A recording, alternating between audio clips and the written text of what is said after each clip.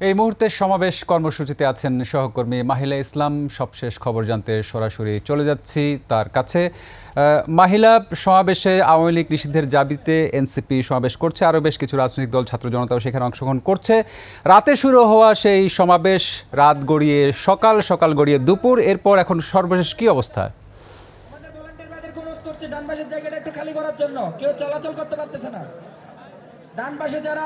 রক্তিম, আপনাকে ধন্যবাদ।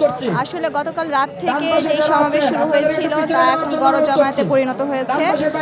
আসলে সকাল ৮টার সময় হাসনাত আব্দুল্লাহ তার এখানে এসে যমুনার সামনে সকল মানুষকে একসাথে আসলে জমায়েত হওয়ার জন্য আহ্বান জানিয়েছিলেন দলমত নির্বিশেষে।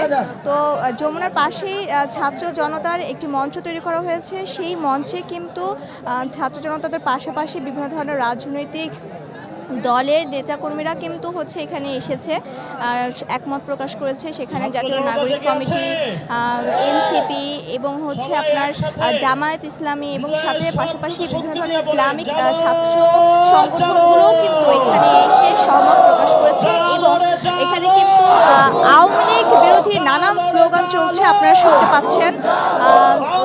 আওয়ামী লীগকে নিষিদ্ধ দাবিতে এখন আসলে বলতে গেলে যমুনার পাশের এই প্রাঙ্গণ হোটেল ইন্টারকন্টিনেন্টালের সামনে যে রাস্তাটি পুরোটাই কিন্তু এখন গণজামায়াতে পরিণত হয়েছে।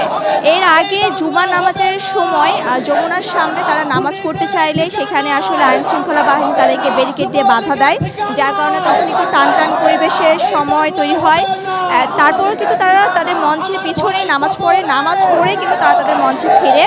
জীবন অবাক না করলে কে করবে? 28% মিল্ক ফ্যাটের অবাক করার সাথে ফ্রেশ মিল্ক পাউডার। জীবন অবাক করুক প্রতিদিন।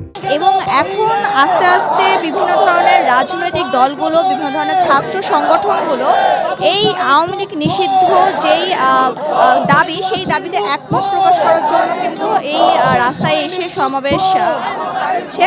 তো এখন আসলে আপনারা শুনতেই পাচ্ছেন বিভিন্ন ধরনের স্লোগান এবং আওয়ামী লীগ বিরোধী বিভিন্ন ধরনের স্লোগান আসলে এখন এই জায়গাটি এখন মুখরিত। আজকে মূলত যতটুকু জানতে পেরেছি ছাত্র জনতার মধ্য থেকে এটা বলা হয়েছে যে আজকের মধ্যে আওয়ামী লীগ নিষিদ্ধের একটি দাবি এবং একটি ফয়সালা করে তারা এখান থেকে উঠবে। তো সেই লক্ষ্যেই কিন্তু আজকে এই জুমার পরে এই গণজমায়েতের আয়োজন করেছে ছাত্র জনতা। তো এই ছিল আমার কাছে রক্তিম এখনকার মতো এই মুহূর্তের সংবাদ। রক্তিম, অসংখ্য ধন্যবাদ। দর্শক।